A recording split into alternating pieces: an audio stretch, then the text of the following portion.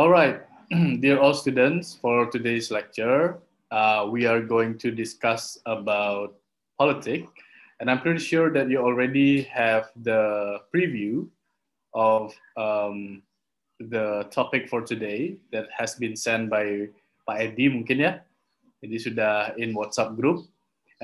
We are going to discuss about politics, and I'm quite sure that you already have something in your mind. So, who wants to say their opinions? Who wants to deliver their opinions? Time is yours. Siapa mungkin yang mau berkomentar sedikit ya sebelum, and then I will give a brief explanation about the specific topic of politics itself. Who wants to say something? Is there anyone? No? Siapa itu? May I give my opinion, sir? Okay, of course, yeah. Putu Cynthia Wulandari. Okay, go ahead. Okay.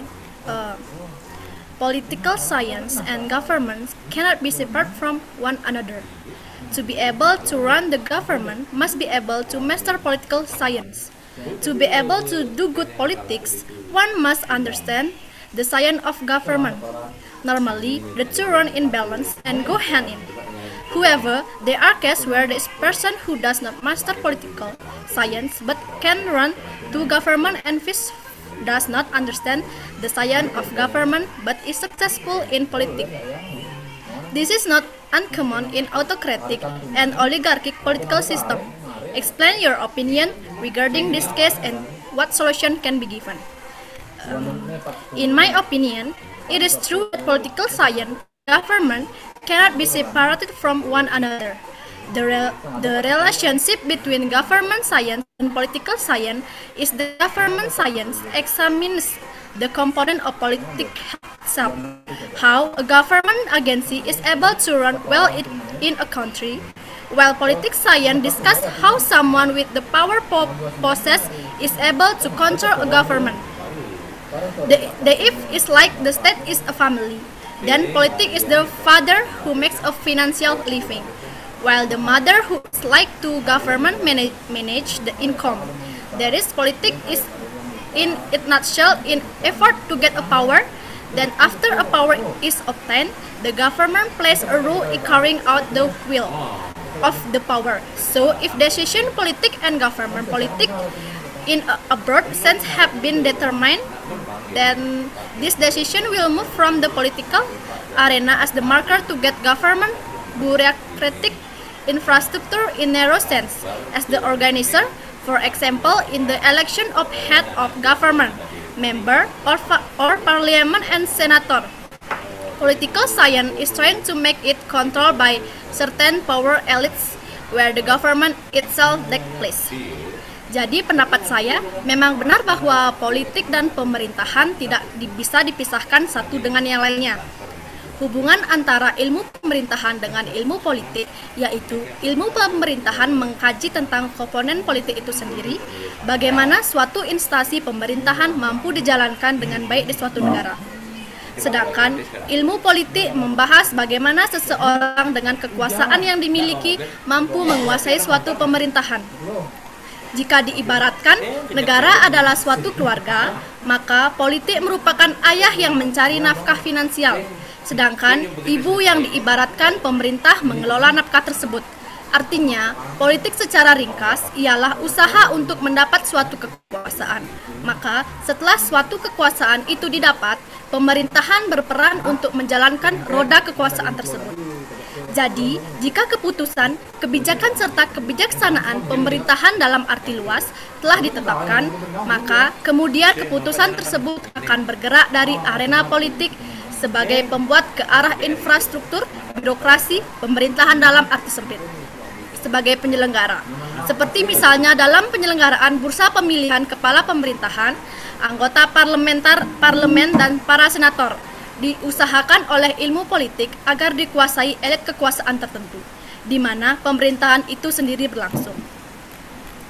However, there is a problem where they not understand the science of government but are successful in politics. So the science of government is very important to be understood by government officials to carry out a policies for the sake of a prosperous society. An example is the oligarchic system, whereas the way the gain power that focus on wealth and descendant of high-ranking official. Oligarchy has power and power collective through institutions that have rules or norms. In this oligarchy, the rules will cooperate with each other in maintaining their will by governing a community. This will can affect everything from capacity, motivation, to political issue for those in power. As explained above, if they have will, it will be easy to gain power in the state. Although this individual can be said to be ordinary people in the world of politics, but because of their wealth and lineage, they can run the government. Namun, ada permasalahan di mana tidak paham ilmu pemerintahan, tetapi sukses berpolitik. Padahal, ilmu pemerintahan sangat penting dipahami oleh oknum pemerintahan untuk menjalankan kebijakan demi masyarakat yang sejahtera. Contohnya, pada sistem oligarki, di mana cara memperoleh kekuasaan yang terfokus pada kekayaan dan keturunan para petinggi. Oligarki mempunyai kekuasaan serta berkuasa dengan cara kolektif melalui lembaga yang memiliki aturan atau norma. Dalam oligarki ini, para penguasa akan saling bekerja sama dalam mempertahankan kekayaan dengan cara memerintah suatu komunitas. Kekayaan tersebut bisa mempengaruhi segala hal seperti kapasitas, motivasi, hingga masalah politik untuk mereka yang mempunyai kekuasaan. Seperti yang telah dijelaskan di atas, jika mereka yang mempunyai kekayaan akan dengan mudah untuk memperoleh kekuasaan di negara ini, walaupun para oknum ini bisa dikatakan orang awam dalam dunia politik, tetapi karena kekayaan dan keturunan, mereka bisa menjalankan pemerintahan. One way to fight oligarchy is the constitution and its enforcement is the legislation. There are provisions that limit access to rich group controlling the system. For example, in the case of land ownership being limited to unlimited, unfortunately, the provision in the law need to be depend and require strict law enforcement. Jadi salah satu jalan untuk melawan oligarki adalah konstitusi dan penegakannya. Dalam perundang-undangan, ada ketentuan yang membatasi akses kelompok kaya pengendali sistem. Misalnya, dalam hal kepemilikan tanah dibatasi tak boleh terbatas. Namun sayangnya, ketentuan dalam undang-undang itu perlu diperdalam dan perlu penegakan hukum yang tegas. That's all, sir, my opinion. Thank you. Alright, thank you Putu Cynthia Wulandari. That was a very good opinion, yeah, very complete and very clear. Okay, one more students. Please deliver the opinion before I proceed to give the explanation. One more student who wants to say something, wants to volunteer. May I answer, sir? Who is this? What's your name? Dia Elsa, sir. Dia Elsa Aprici. Okay, all right. Go ahead, Dia Elsa. Okay. I think it's true that someone who capable in government is not capable in politics and vice versa. This happens because indeed someone who is in the world of politics will focus in political science, while someone who is in the world of government will focus on government. For example, when someone who is involved in the world of politics only focus in fighting the time of who he won election or focusing on the interest of their group, will the government focus on the people or all level of society. This can be found a solution by balancing and straightening the relationship between the legislative and executive. Jadi saya setuju dan memang benar saat ini sebagian orang yang berkecimpung di dunia politik kurang mampu dalam dunia pemerintahan. Begitu juga sebaliknya.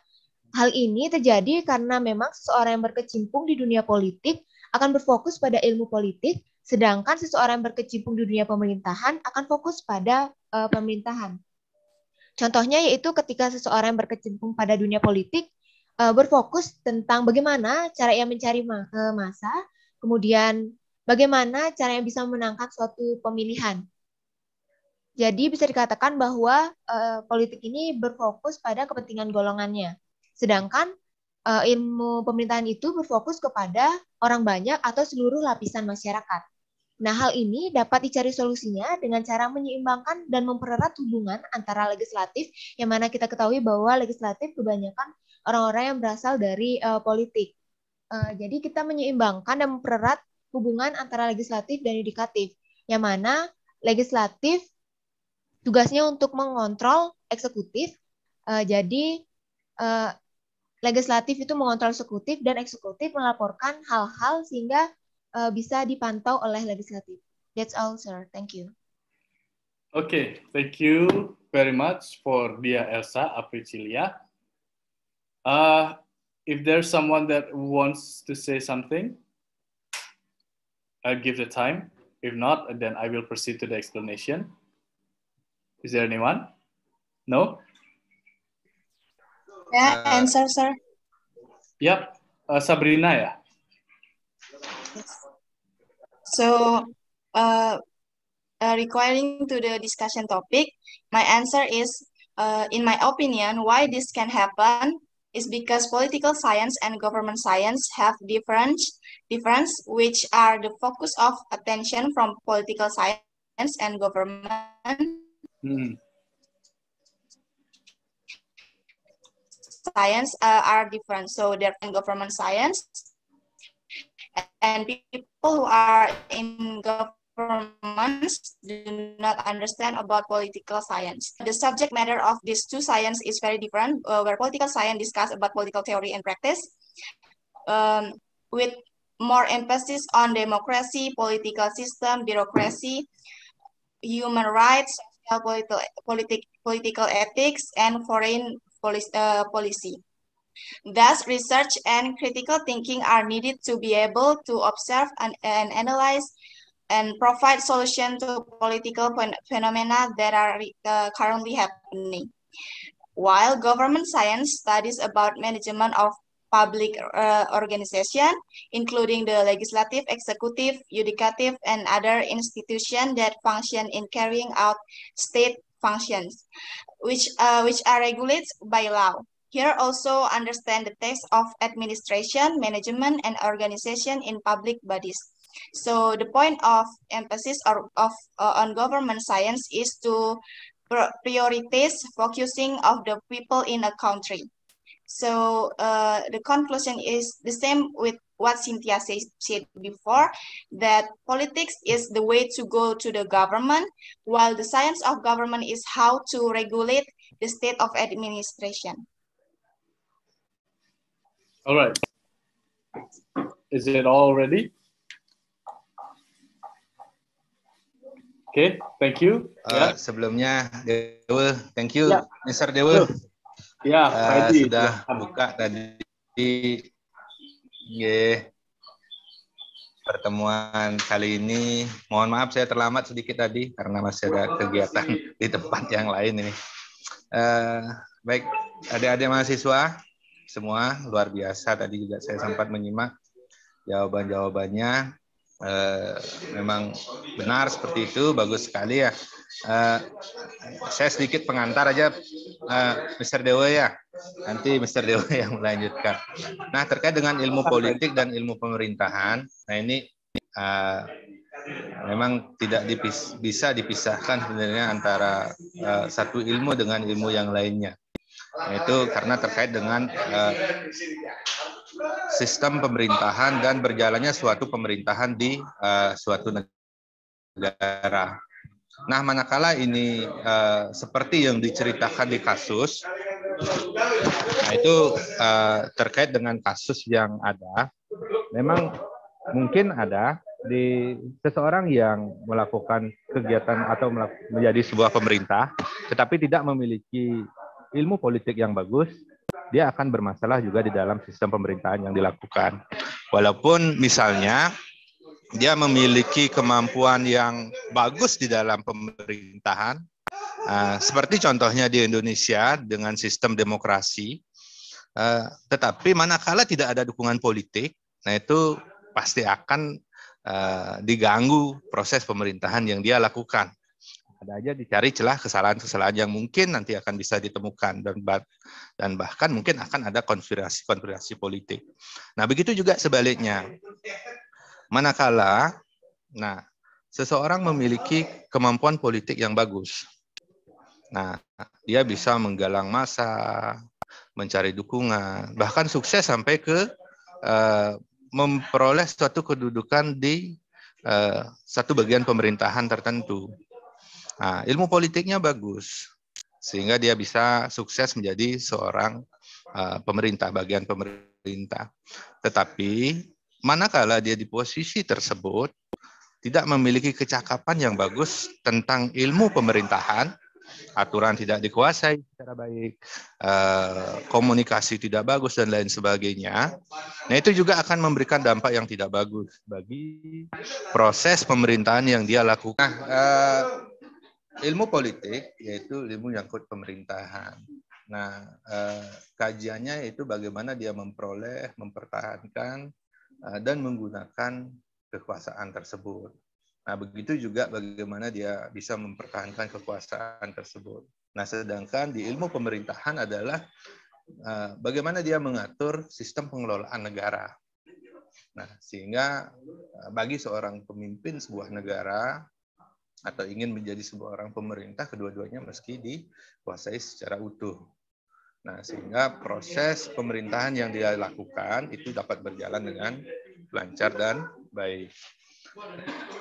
Terkait dengan makna dari ilmu politik dan pemerintahan, nah ini bagi saudara yang notabene adalah dewasa, sudah semua di sini kan, dan memenuhi syarat secara undang-undang, memiliki hak-hak politik.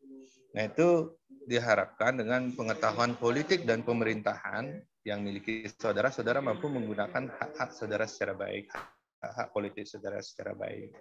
Nah, siapa tahu dari saudara di sini ada nanti memiliki minat menjadi bagian dari pemerintahan, dari jalur politik, misalnya anggota legislatif, kepala daerah, dan lain sebagainya.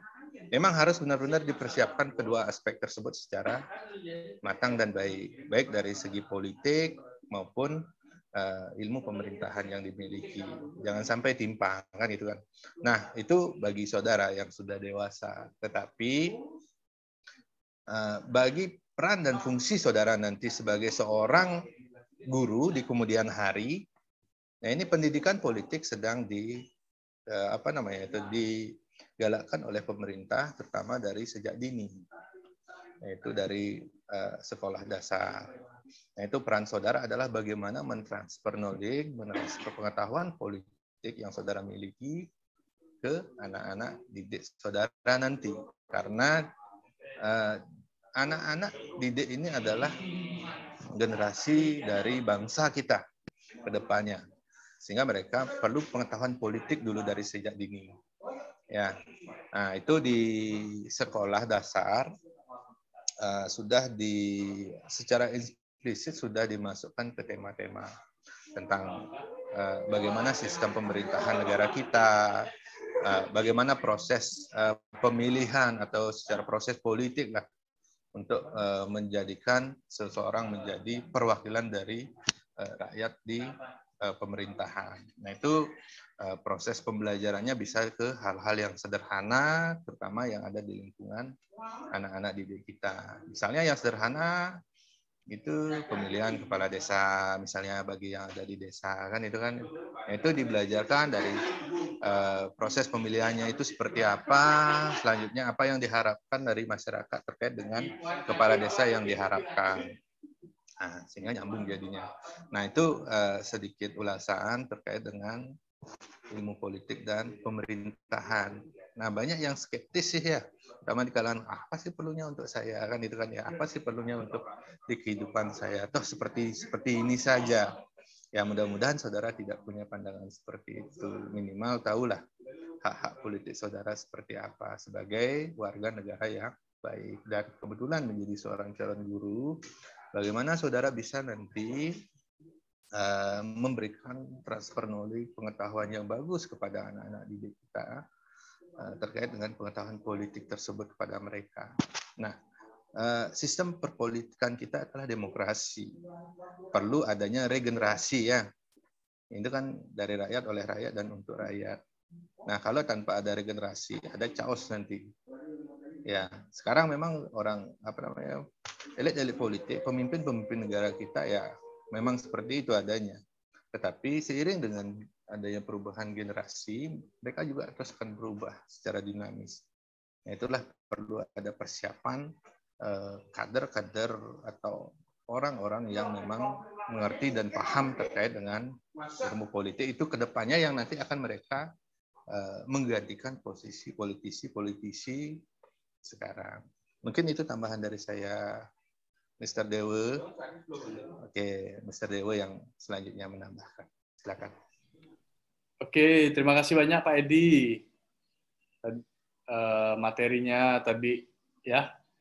Baik adik-adik sudah paham ya tadi yang sudah dijelaskan oleh Pak Edi. Ya, kita bisa lanjut untuk berdiskusi terkait dengan politik dan bagaimana pengetahuan seseorang tentang politik ya, dan macam-macam dari politik ya. Mungkin if we still have time, we will maybe discuss about the characteristic of someone ya, mungkin ya, atau someone that is readily involved in a politic, atau bisa kita bilang mungkin kita akan membahas tentang karakteristik of a leader, karena in a politic there will be or there must be a leader ya, in politic ya.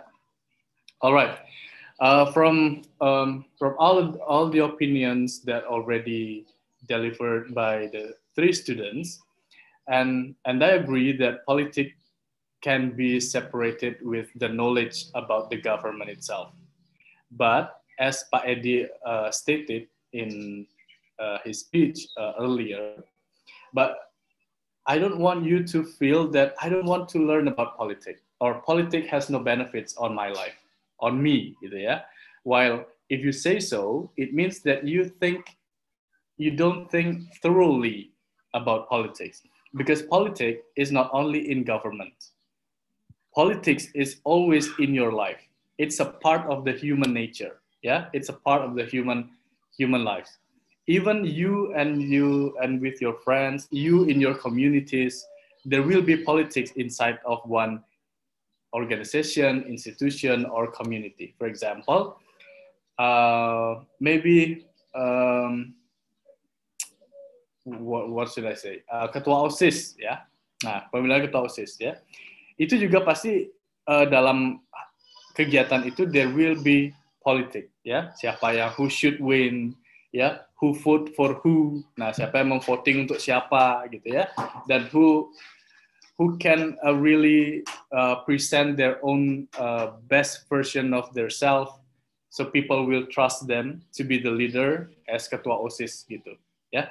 Nah, so politics it's not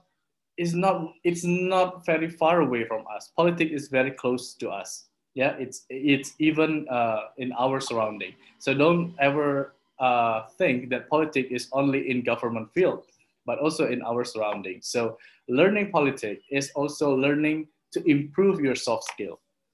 Because when you decide to do the politics, the one important thing that you should manage or you should improve is your soft skill.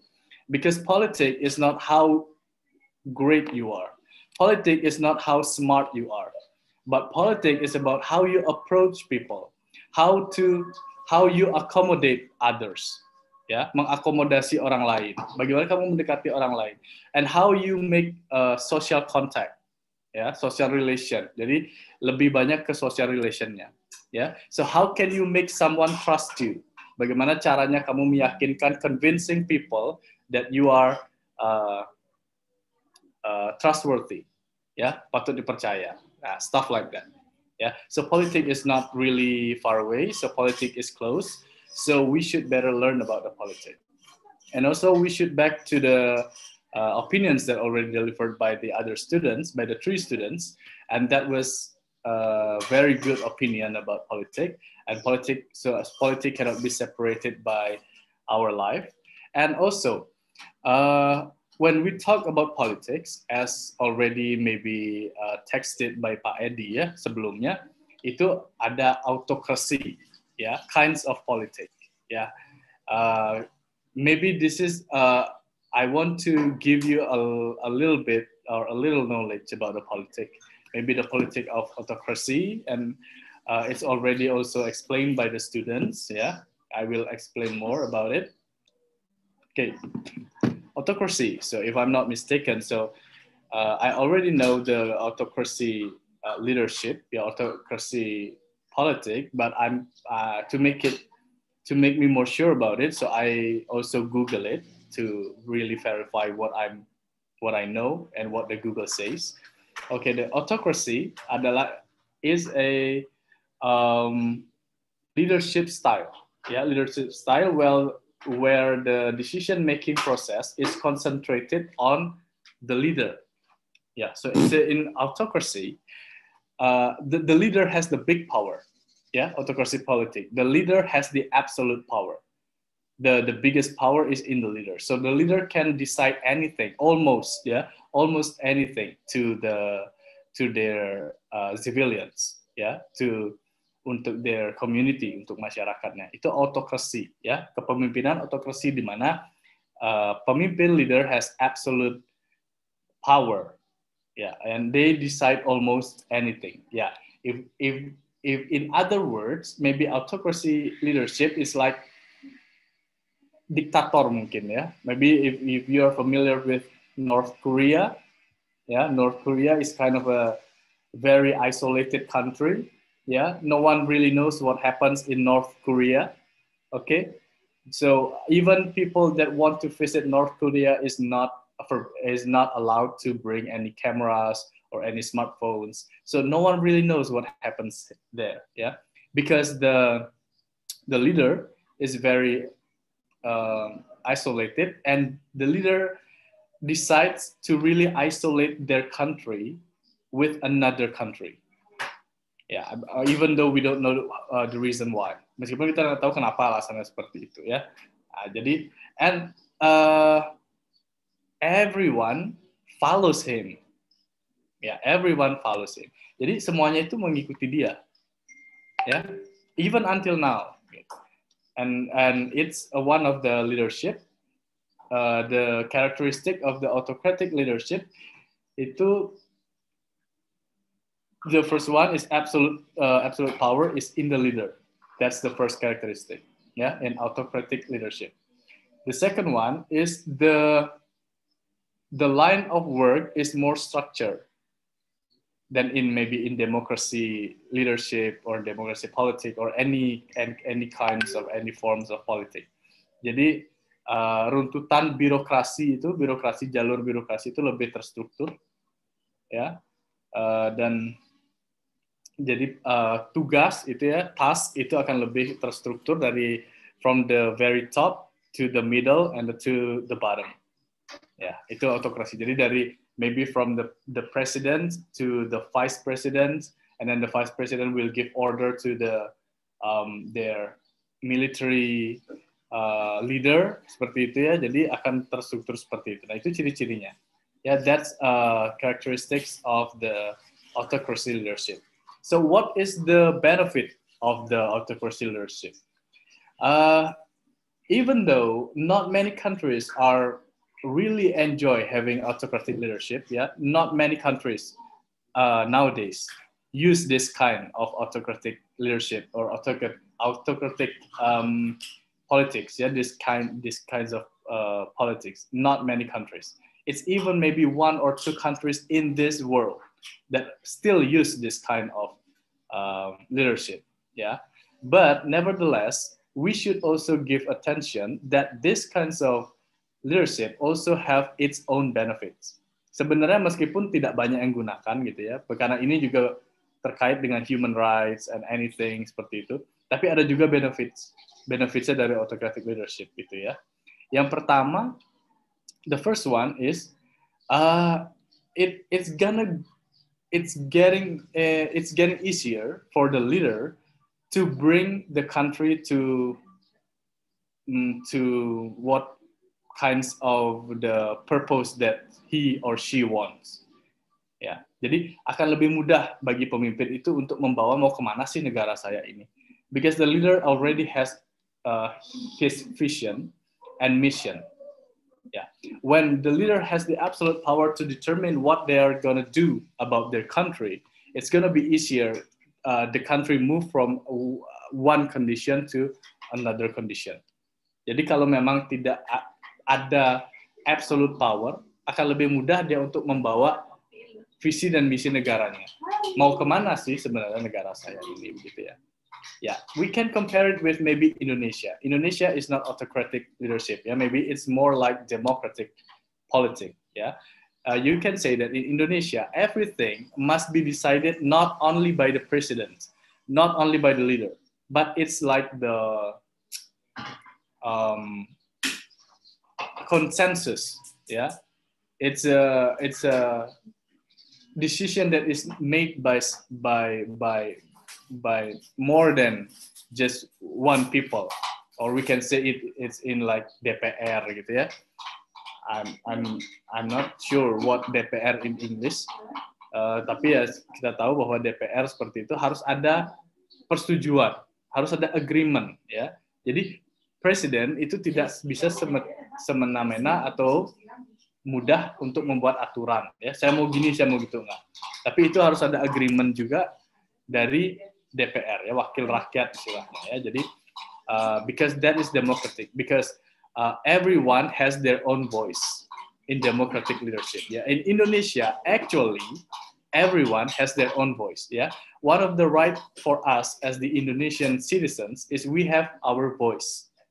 Ya, so we should remember that in democratic sebenarnya kita punya suara. Kalau kita di Indonesia ya, democratic politics, kita bisa ngomong apa aja. Kita punya kebebasan berpendapat.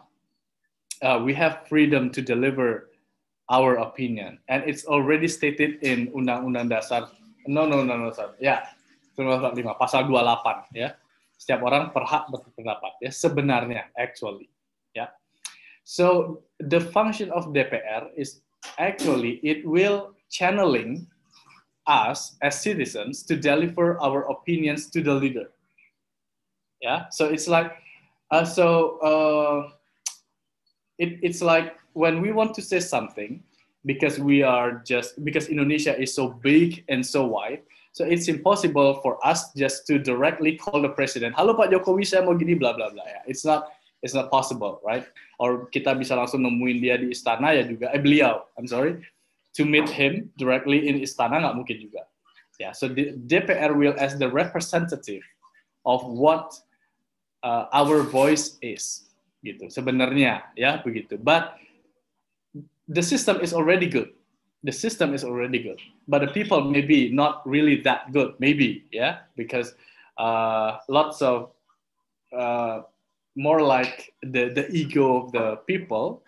So those people that is supposed to be the representative of the Indonesian citizens not really do their work truly, yeah.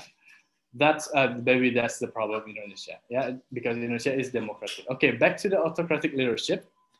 In autocratic leadership, so the citizens may or may not have, or may have just a little voice. Yeah, they have strict rules. They have strict rules that that the citizen will just follow what is already decided by the leader. Ya, jadi udah ada peraturannya ya tinggal diikuti gitu ya. Jadi tidak bisa tidak bisa mengikuti. Cuman the good in it or the benefit seperti itu, jadi aturan itu cepat gitu.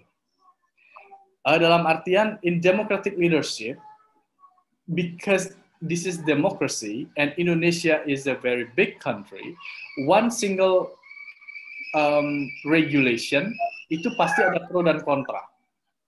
There will be pro and contra in one regulation, ya. Karena Indonesia is also having a very wide individual differences, lots of cultures, different races. Yeah, if we can compare even our physical visibility, in physical appearance, we are so much different than those who are living in maybe Papua, even though in Papua is still part of Indonesia. Bahkan dari tampilan aja kita beda. Tampilan sama orang yang Chinese Indonesian itu juga kita beda. Ya, sebegitu heterogennya Indonesia sehingga one single regulation, there will be pro and contra in one single regulation. So it makes the regulation is very hard to be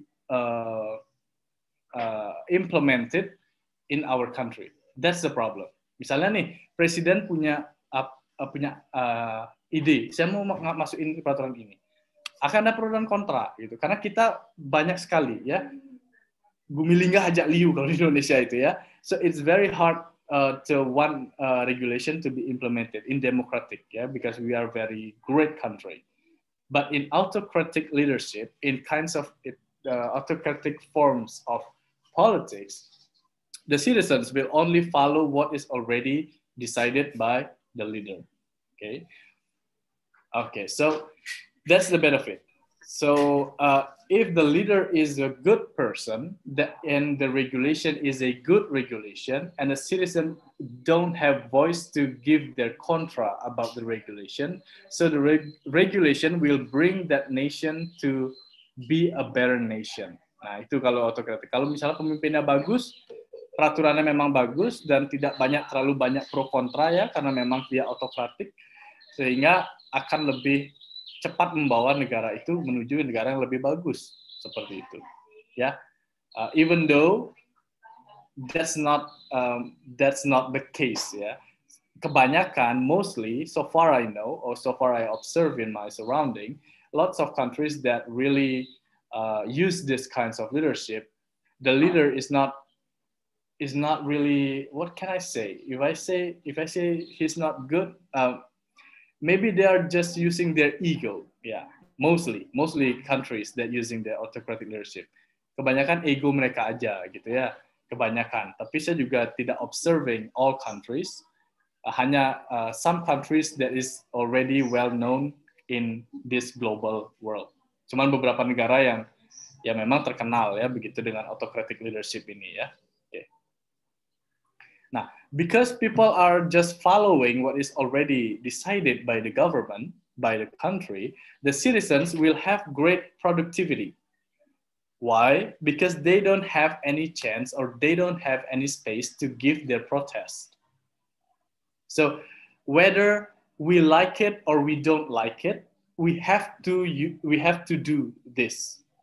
Nah, itu. Jadi produktivitas itu meningkat karena kita suka, nggak suka, dan tidak ada space untuk berekspresi, ya, tidak ada ekspresi untuk protes gitu, sehingga akhirnya kita ya jalan aja udah. Nah, sometimes it will increase the productivity of a nation. Yeah. All right. But the disadvantages of the autocratic leadership or autocratic forms of politics itu ya it's not aligned, itu tidak sejalan dengan human rights. Yeah, it is not aligned with the human rights. Yeah, because nowadays human rights is becoming the major issues, not only in our countries but also all over the world. Yeah, even in developed countries, human rights becoming the major issue. Everything, even now there is animal rights. Ada hak binatang ya. Jadi human rights should be considered as one of the major issue in the world. So that's why every country that is more maybe developed countries, that they are mature countries, yeah, they are racing to prioritize the human rights over anything. Yeah, lots of things are now see from the perspective of the human rights. Ya, kebanyakan sekarang dikit-dikit human rights ya. Jadi hak manusia, hak ini. Nah, sehingga autocratic leadership is not fond by many countries, only small countries. Jadi banyak negara yang tidak mau pakai autocratic leadership karena itu not aligned with human rights.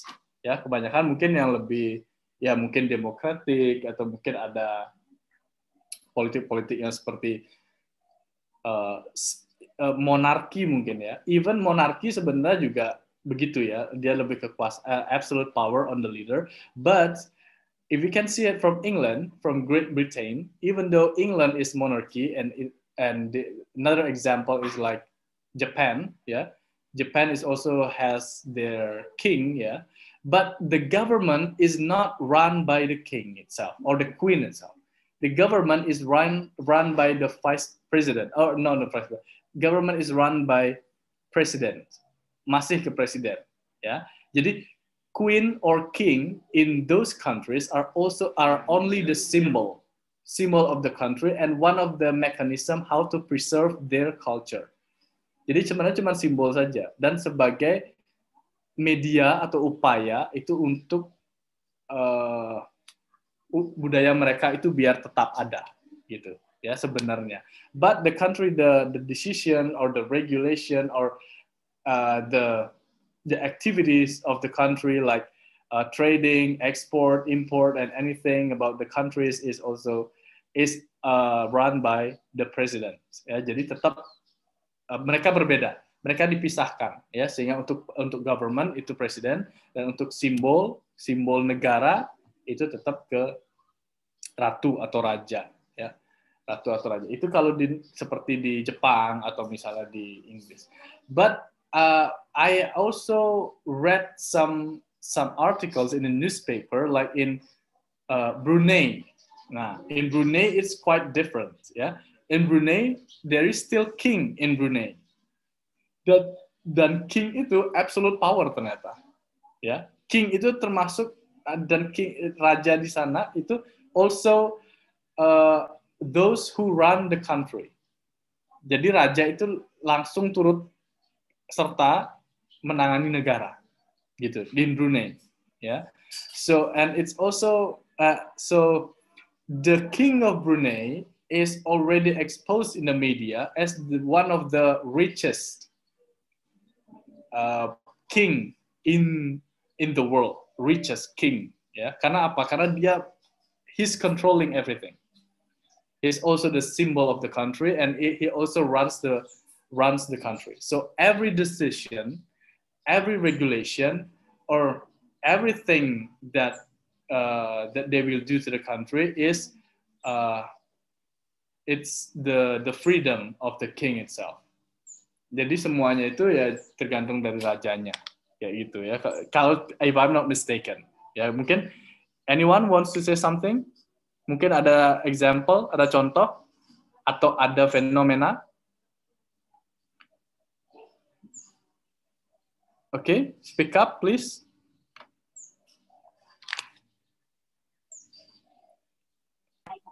Sorry. Diketut Novita Sari.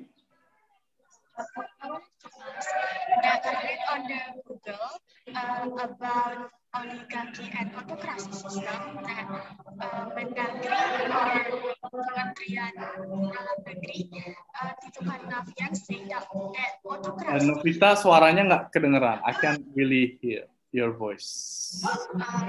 You can hear now? Yes, still not clear, but yes, clearer. Would you please repeat? Now can you hear? Yes. I wanted to ask that I read on the Google about oligarchy and autocracy system that Mendagri or Kementerian Dalam Negeri Tito Karnavian say. I can hear. Yang lain bisa dengar nggak? Saya nggak bisa dengar. Can I write down in the comment? Yes, of course. Please write it down in the comment. Are you in campus ya, Novita ya? Yes, sir. I'm sorry. Ya, mungkin like it's very noisy. There are a lot of noise disturbance in your surrounding, and maybe also because of the echo, bergema kayaknya ya, echoing itu jadi kayak benar-benar tabrakan, nggak bisa dengar suaranya. Oke. Aside from Novita, Who wants to say something about what I've already explained? Siapa yang mau berkomentar?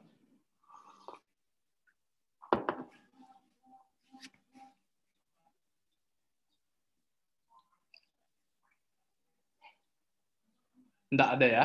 Okay. If no one says something, then I proceed to the next topic. Yeah, next topic. Nah, this is a more interesting topic actually. Yeah, more interesting because what?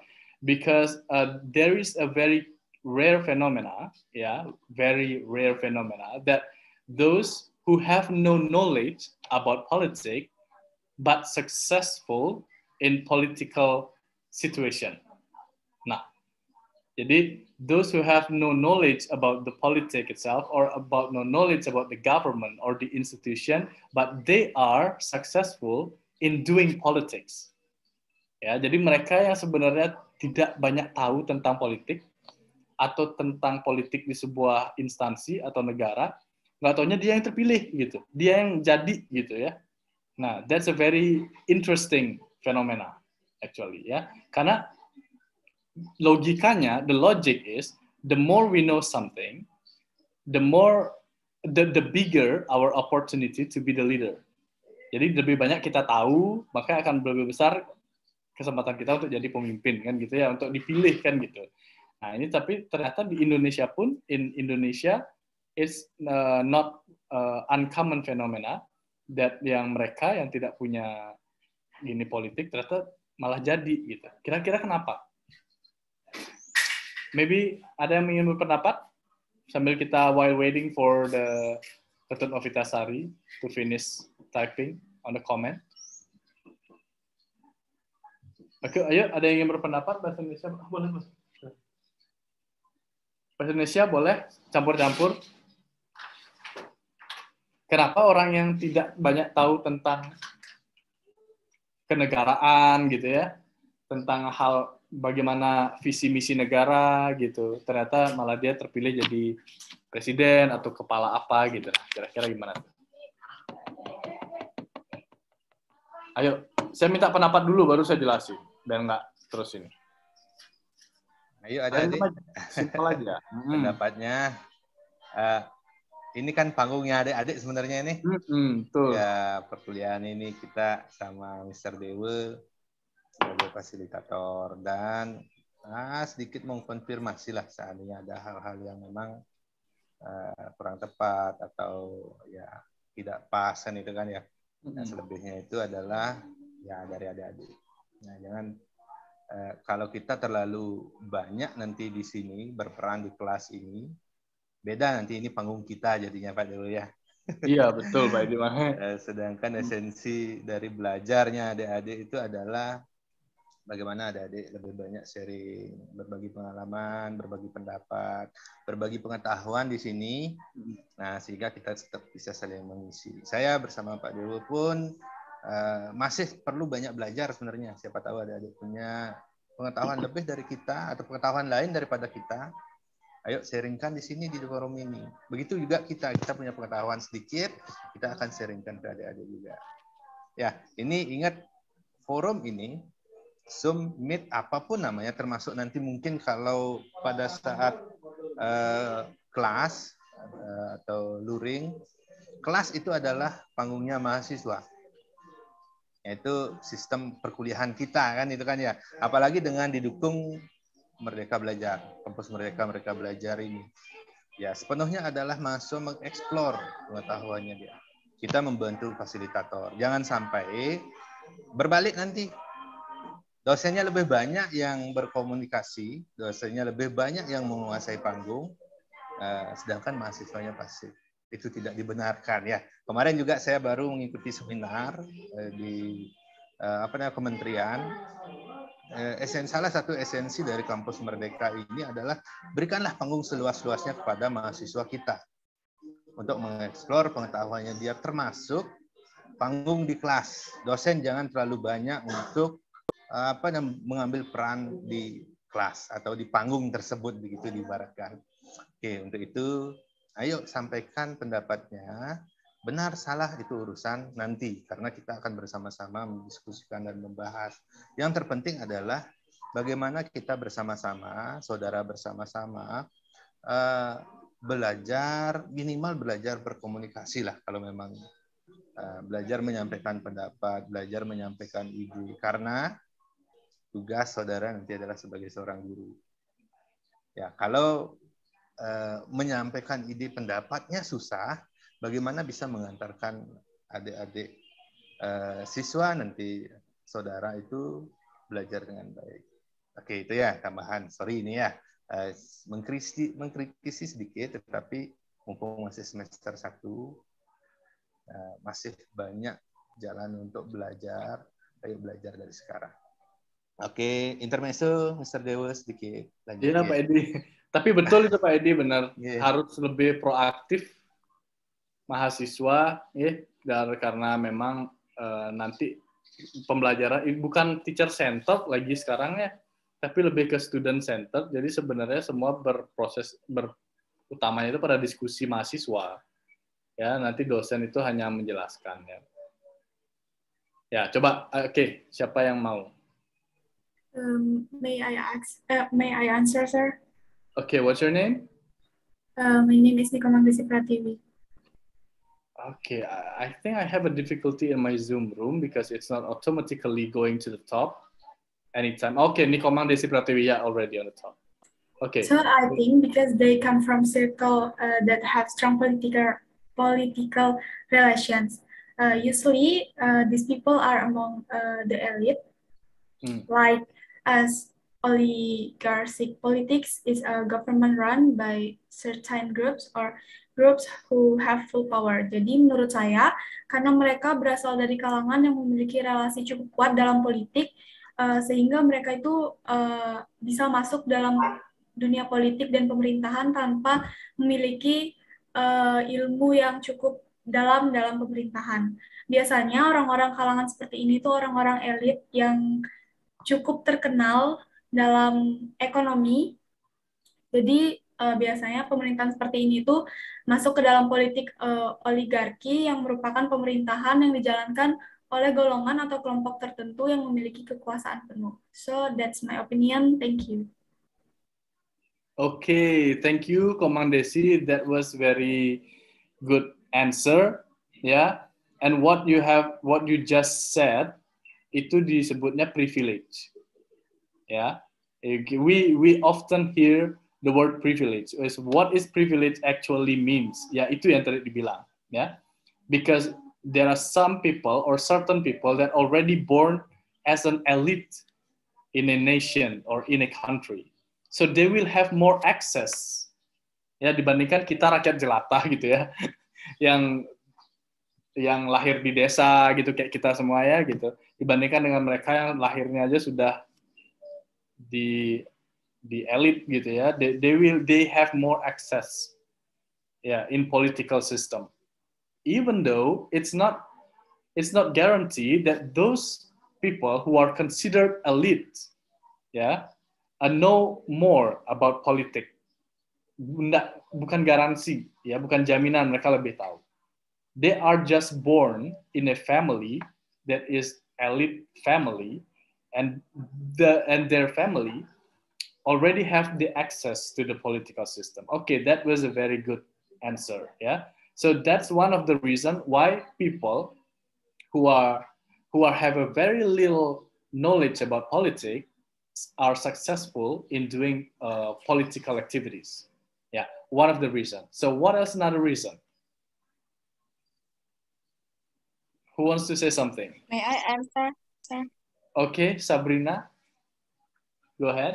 So in my opinion, they can win the general election because they represent a big political parties. So they have a lot of troops from their political parties that makes they can win.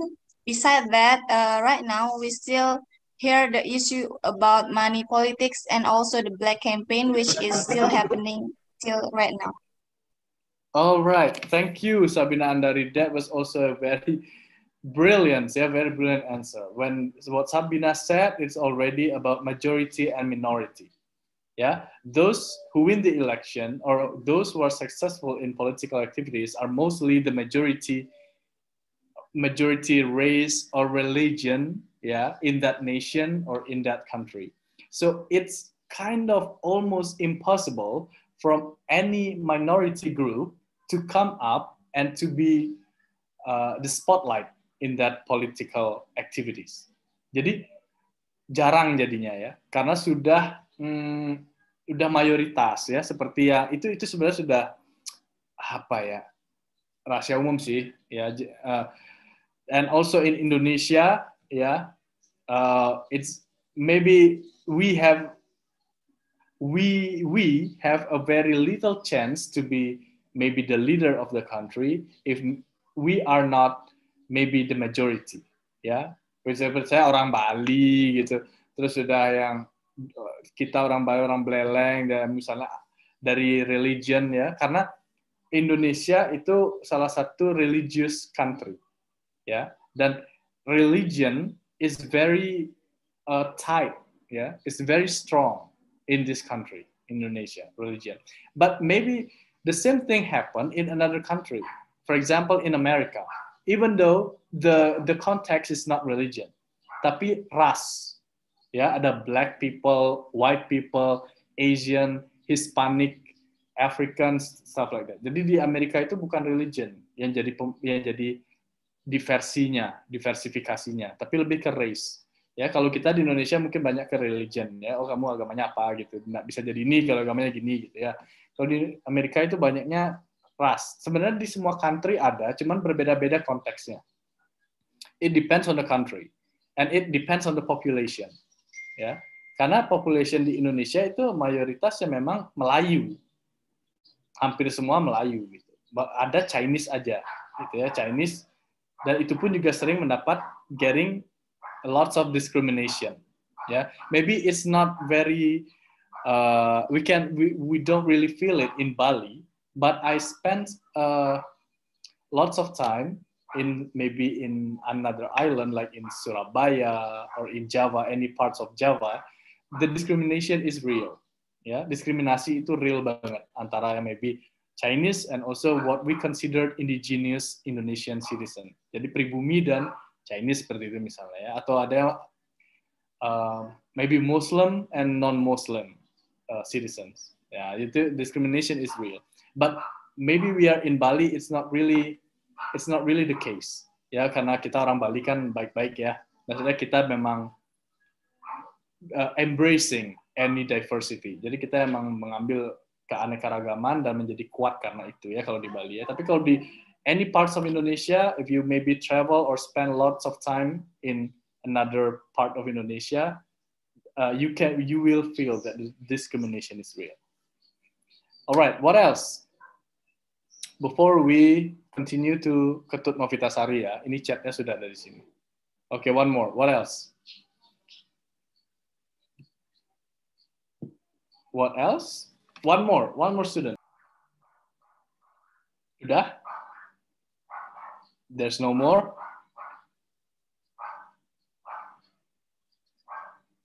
Okay, one more, please. Ada banyak ini yang tidak pernah bicara. Ya, hanya beberapa saja yang ngomong. Ayo, siapa yang mau coba?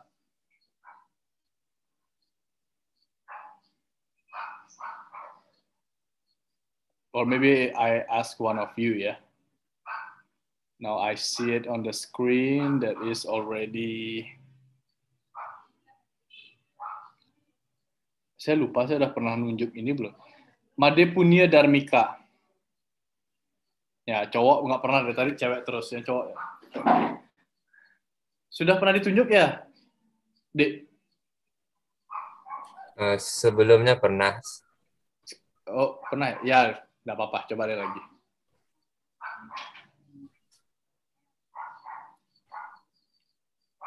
The reason many elected leaders have knowledge of government. I think because it has the ability to be the government. I think that's all. Yeah, what kinds of ability? Yeah, that's close actually. What kinds of ability? Because knowledge is not on them. They have no knowledge. So what kinds of resources that they put, that they show, that can make them trusted by other people? Can I answer in bahasa? Boleh. Mungkin komunikasinya bagus dan memiliki sikap kepemimpinan. Itu aja. Itu aja. Oke, ya. Yeah, what Punia said is actually soft skill ya.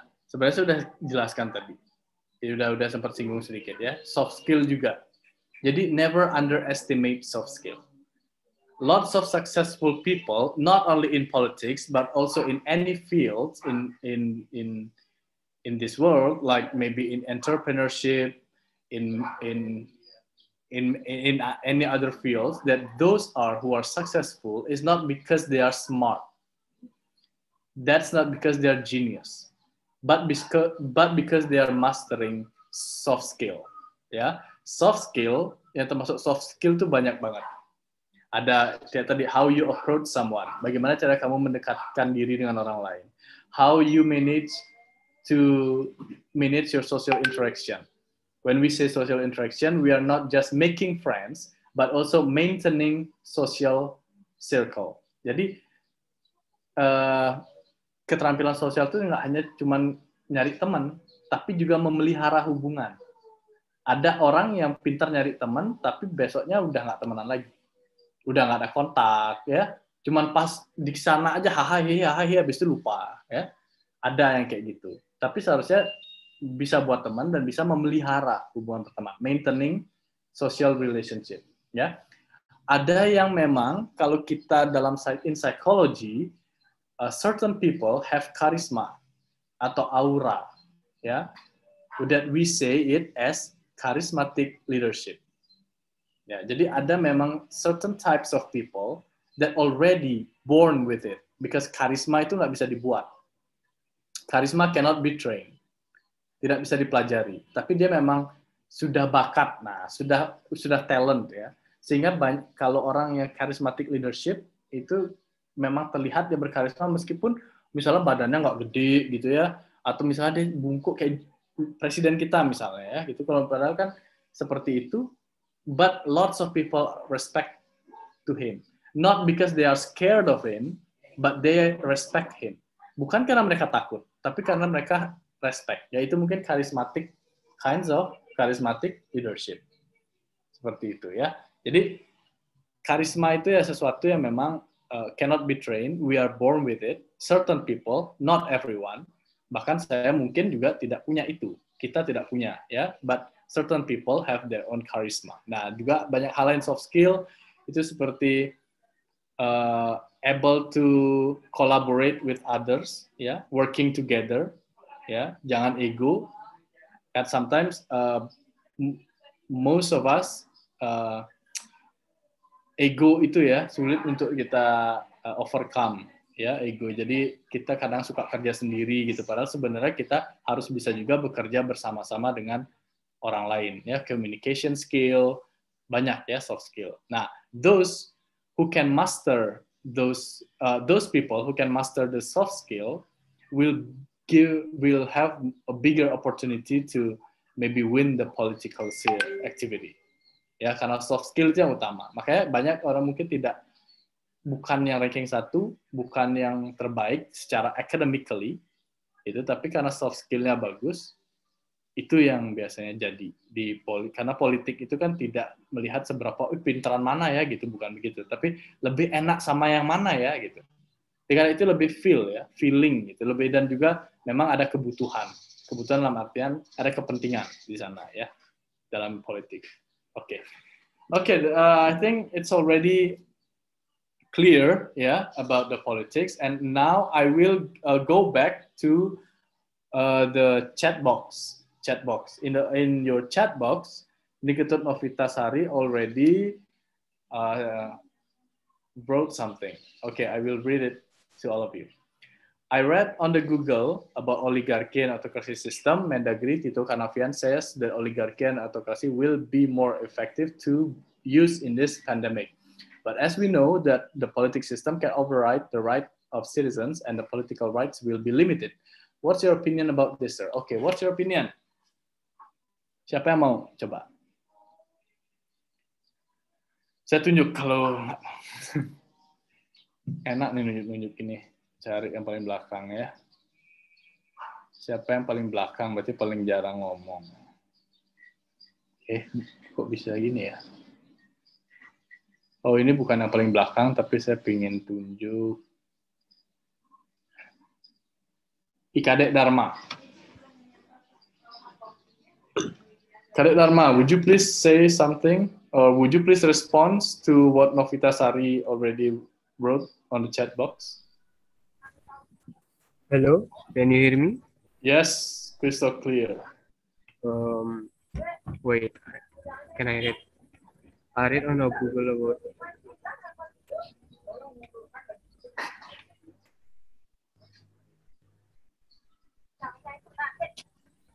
Actually, I don't really understand about the question. Okay, I will translate the question into bahasa ya. Jadi katanya si Novita Sari ini, Mendagri Tito Karnavian itu bilang bahwa sistem politik oligarki dan autokrasi itu akan lebih efektif digunakan untuk mengatasi pandemi. Tetapi kalau ini diimplementasikan sistem ini, kita sendiri tahu bahwa sistem ini bisa melangkahi hak-hak dari warga negara. Dan hak politik warga negara itu bisa terbatas. Coba berikan pendapatmu terhadap hal tersebut.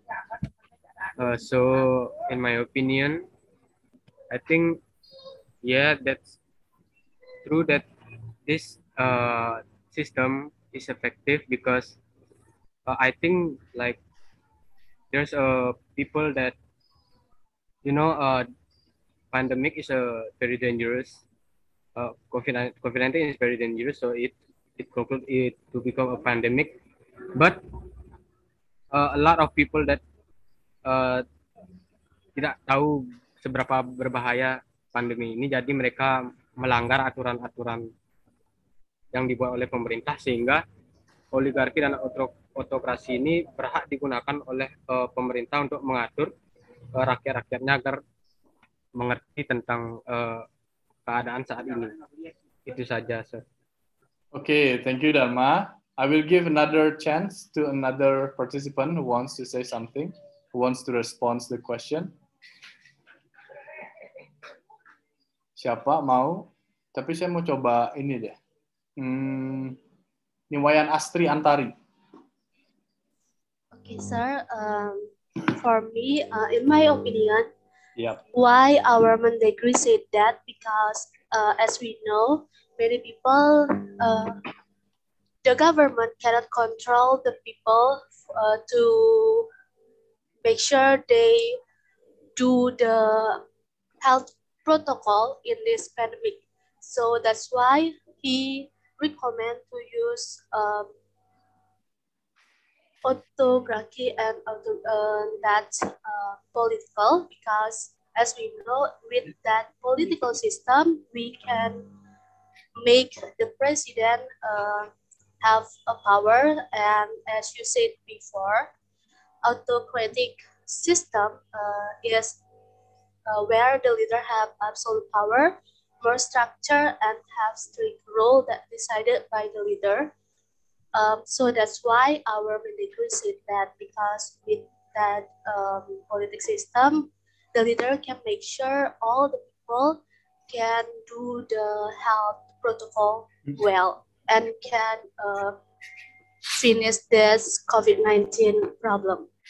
And after that, as Novita said, this is not in line with the human right, because people cannot have their opinion about the solution of the problem.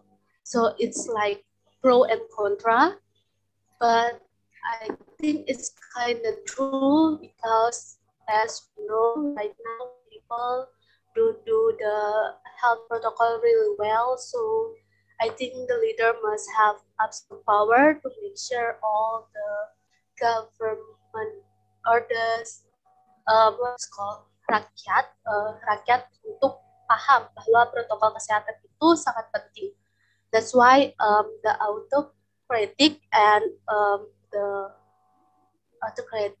and oligarchic political system is really needed.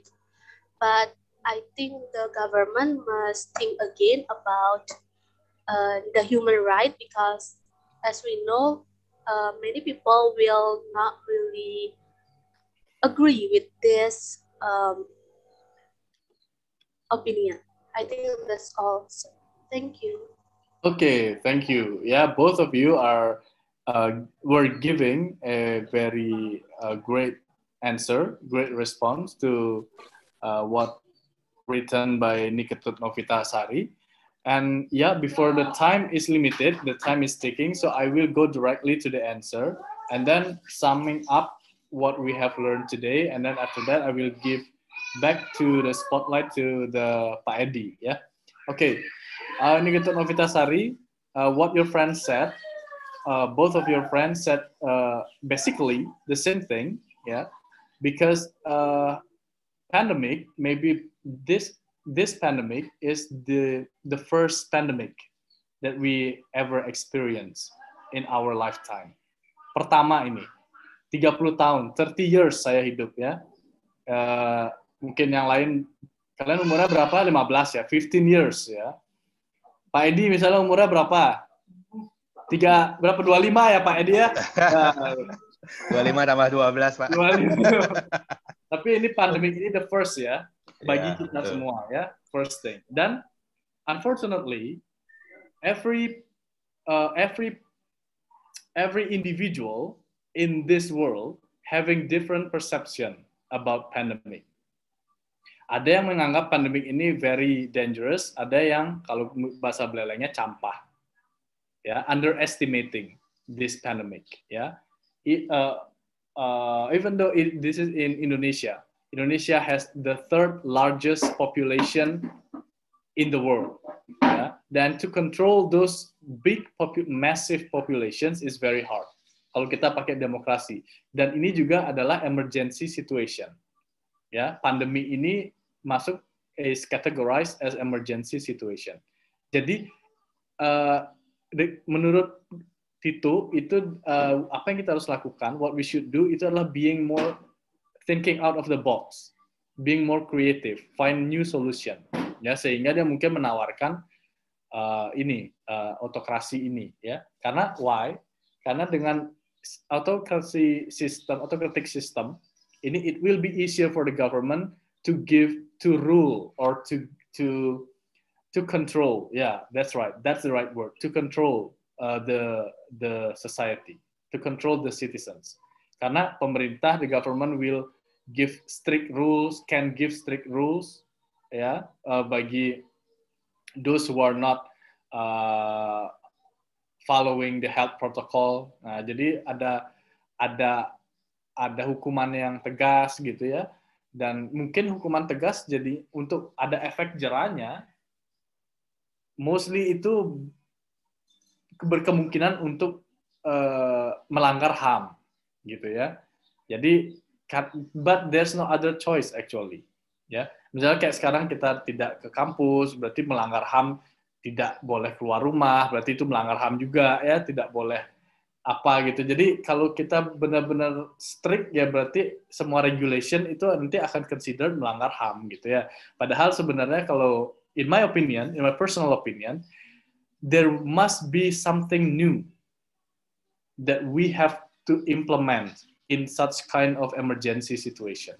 Jadi dalam situasi genting itu memang harus ada sesuatu yang baru yang diterapkan.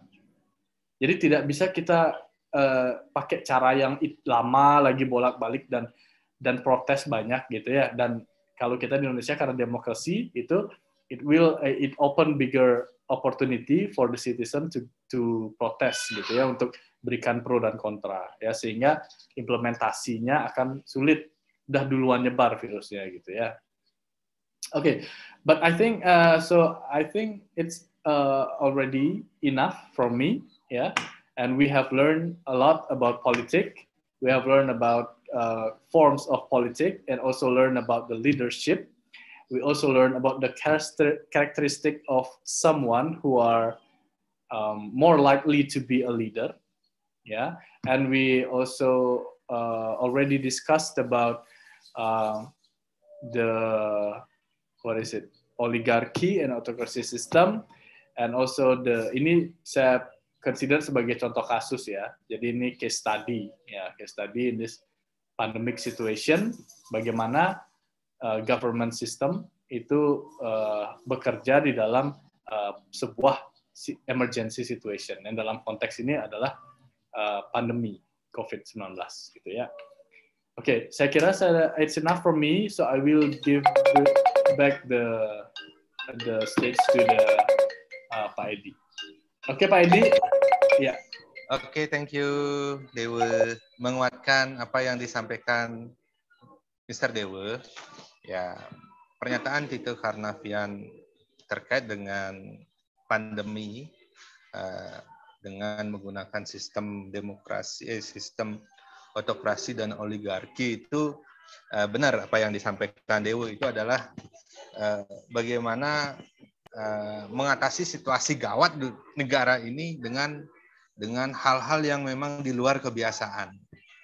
Sebagai contoh nyata ya, tahu negara Korea Utara? Urut? Ya, ada nggak berita pandemi di sana? Dengan sistem pemerintahan autokrasinya di sana.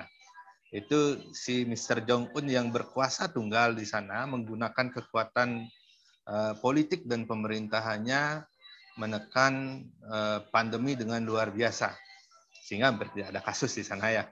Ya mungkin setiap ada kasus ditembak langsung mati, sehingga tidak mungkin menyebar lagi. Nah itu kalau dilihat secara ekstrim. Nah, autokrasi. Kalau oligarki memang kekuasaan negara, kekuasaan pemerintahan maupun politiknya itu dipegang oleh kelompok-kelompok tertentu yang memiliki kekuatan ekonomi, kekuatan militer, kan itu kan ya.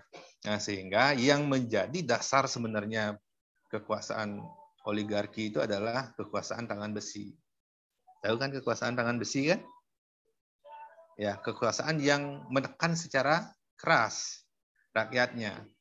Nah, di masa pandemi ini, sepertinya kekuasaan seperti itu ya yang dianggap sebagai hal yang paling efektif untuk melakukan pencegahan penyebaran COVID. Ya, negara keras kepada rakyatnya. Apabila melanggar ya langsung ditindak secara tegas. Nah, itu diibaratkan seperti itu oleh Tito Karnavian. Tetapi negara kita berdasarkan pada demokrasi. Dan demokrasinya pun demokrasi Pancasila. Ada 4 sila yang mendasari, ada ketuhanan, ada salah satunya adalah kemanusiaan. Ya bagaimana kita memandang manusia itu sama, siapa saja memiliki hak dan kewajiban yang sama di mata hukum dan pemerintahan. Tidak ada yang membeda-bedakan. Sehingga atas dasar tersebut, ya sistem pemerintahan kedua itu tidak berlaku. Ya akhirnya dilakukanlah tindakan-tindakan preventif yang terus dipantau oleh Pak Luhut ya sebagai tim Satgas, ketua Satgas. Nah itu memperjelas apa yang disampaikan Mr. Dewo. Nah baik adik-adik, terkait dengan pembahasan ilmu politik, ilmu pemerintahan, nah itu sebenarnya sudah merupakan keseharian dari adik-adik semua. Apalagi semua di sini, anggota kelas ini ada sudah tergolong dewasa, kita berada di sistem demokrasi, ya negara kita berdasarkan pada pemerintahan berdasarkan pada demokrasi dari, oleh, dan untuk rakyat yang memberikan peluang juga seluas-luasnya kepada kita semua untuk berkiprah di dunia politik. Nah, tetapi sebelum ke sana dan seandainya mau memilih ke arah ke sana, memang perlu adanya pengetahuan-pengetahuan, baik pengetahuan politik maupun pengetahuan ilmu pemerintahan.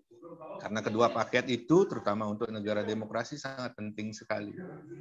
Ya, kalau kita memiliki ilmu politik, kita memiliki kekuatan politik, tetapi tidak memiliki pengetahuan yang bagus di pemerintahan, manakala nanti pemerintah tidak akan bisa bertahan lama. Begitu juga sebaliknya.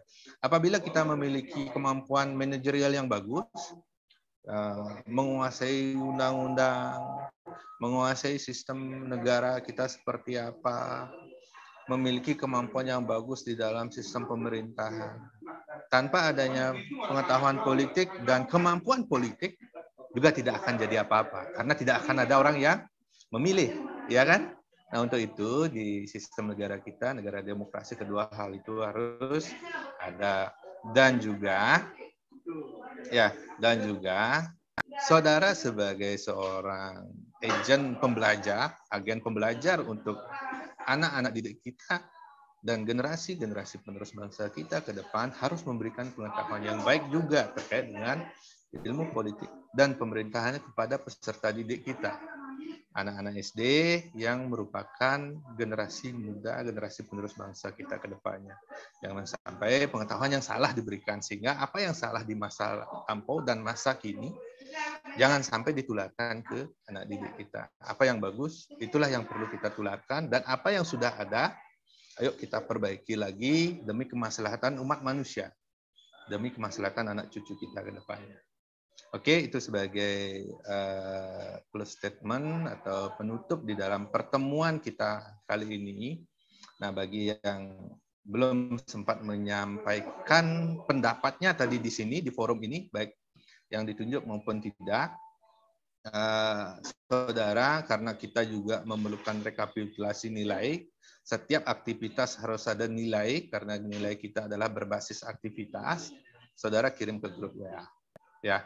Dan seandainya nanti ada diskusi lagi, silakan di grup WA boleh berdiskusi. Nanti saya bersama Mr. Dewo akan membantu memfasilitasi diskusi dari adik-adik di sana. Oke, itu saja dari saya. Saya tidak akan membuka forum diskusi lagi. Waktu juga sepertinya sudah habis. Tadi dibuka secara dengan doa ya, Mr. Dewo ya? Atau ada hal yang perlu disampaikan lagi, Mr. Dewo? Enggak, Pak Edi. Enggak religius saya nih. Oh. Ya, ada selamat pagi. Oh gitu. Ya, enggak apa-apa. Enggak apa-apa. Selamat. Oh gitu. Oke. Oke, kita tutup dengan doa ya. Ya, mudah-mudahan doa kita semua manjur ya. Adik-adik ya, Mr. Dewo ya. Kita bersyukur atas apa yang sudah kita miliki, terutama kesehatan ini, dan mudah-mudahan kesehatan ini terus menyertai di dalam aktivitas kita semua, sehingga kita bisa beraktivitas secara baik, normal, untuk kedepannya untuk menjalankan tugas dan kewajiban kita masing-masing. Oke, untuk menutup pertemuan hari ini, doa saya akan pimpin. Doa mulai.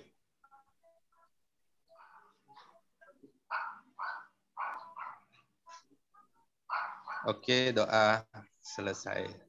Thank you, terima kasih atas kehadiran semuanya. Mohon maaf tadi saya terlambat.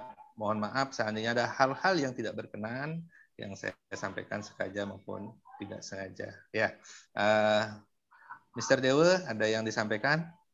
Enggak, Pak Edi, sudah komplit. Siap. Oke, kalau gitu ayo kita bersama-sama live keluar dari grup ini.